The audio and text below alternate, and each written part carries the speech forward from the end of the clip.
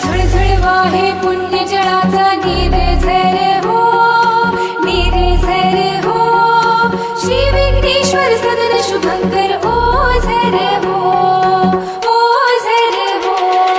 झुळझुळ वाहे पुण्य जळाचा निर्झर हो, निर्झर हो. श्री विघ्नेश्वर सदन शुभंकर ओझर हो, ओझर हो. जय शिवराय मित्रांनो, पुन्हा एकदा पृथ्वी चॅनलमध्ये तुमचं स्वागत आहे. तर आपण बाप्पा माझा सिरीज मला तिसरा व्हिडिओ आणला होता, तर तुम्हाला व्हिडिओ आवडण्याची 100% खात्री आहे. तर हा व्हिडिओ एडिट करण्यासाठी एडिट मोशन ॲप्लिकेशनची गरज आहे. तर तुम्हाला प्रिव्ह्यू आवडले असेल तर सर्वांनी लाईक करा, शेअर करा, सबस्क्राईब करा.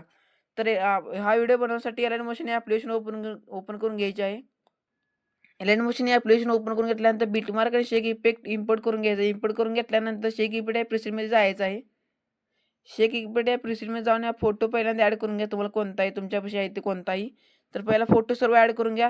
ॲड करून घेतल्यानंतर आपण पुढचा व्हिडिओ सांगा. तर सर्वांनी फोटो ॲड करायला नसेल तुम्हाला मी एक डेमो दाखवतो. डेमो बघा.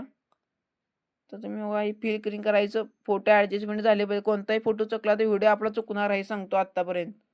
तर तुम्ही सर्व फोटो शेड परतून ॲड करून झाल्यानंतर आपल्या शेक पीठ टाकायचं आहे. तर शेक पीठ टाकण्यासाठी आपल्याला शेक इफेक्ट प्रिसेटमध्ये जायचं आहे.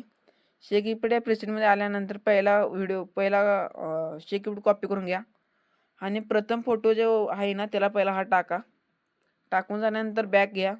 इथे एक पेज लावायचा आहे, सांगतो तुम्हाला लास्टला मी तिथं काय करायचं आहे. तर इथून पहिला दुसरा फोटोचा शेक इफेक्ट कॉपी करून घ्या. तर हा इफेक्ट कुठं एकाडे टाकायचा आहे. तर पहिल्या फोटोला टाकायचा आहे. पहिल्या फोटोला टाकून झाल्यानंतर दुसरा फोटो सोडायचा, तिसऱ्या फोटोला टाकायचा आहे.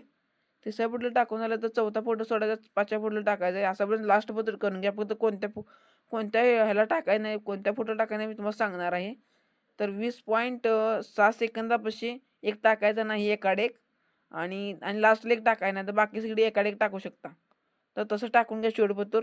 तर टाकून झाल्यानंतर तिसरा इफेक्ट टाकण्यासाठी शेक इफेक्ट प्रिसेटमध्ये यायचं आहे. शेक इफेक्ट प्रिसेटमध्ये आल्यानंतर हा व्हिडिओ हा इफेक्ट कॉपी करून घ्यायचा आहे. हा शेक इफेक्ट कॉपी करून घेतल्यानंतर एकाड एकमध्ये राहिलेला त्या सर्व इमेजला टाकायचं आहे. तर पण ह्या फोटोशीला टाकायचं नाही. ह्या फोटोशीला दुसरा इफेक्ट आहे. तर मी तुम्हाला सांगतो तिथे कोणता इफेक्ट टाकायचा आहे. तर लास्टपर्यंत तो इफेक्ट टाकून घ्या. कुठं राहिला आपला इथे टाकून घ्यायचा. दुसऱ्या फोटोला टाकून झाल्यानंतर चौथ्या फोटोला टाकायचा. असं शेवटपर्यंत तुम्ही टाकून घ्या.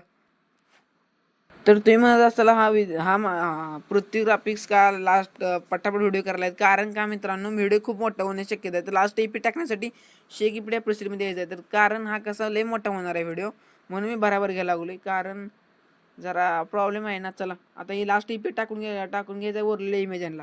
तर तुम्हाला माहिती आहे कुठला उरला आहे, त्याला टाकून घ्या पटापट बघू. तर हे टाकून घेतल्यानंतर आपला एक व्हिडिओ लगेच एक्सपोर्ट करताना आपण हे करायचं आहे. तर आता आपण इफेक्ट आता आपल्याला पेंज टाकायचं आहे. पेंज टाकण्यासाठी मी तुम्हाला दिला आहे मटेरियलमध्ये, तिथनं घेऊ शकता तुम्ही. तुमच्या इथे कुठलाही पेंज लावू शकता.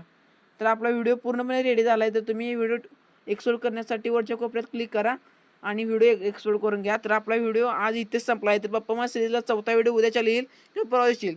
तर जय हिंद, जय महाराष्ट्र.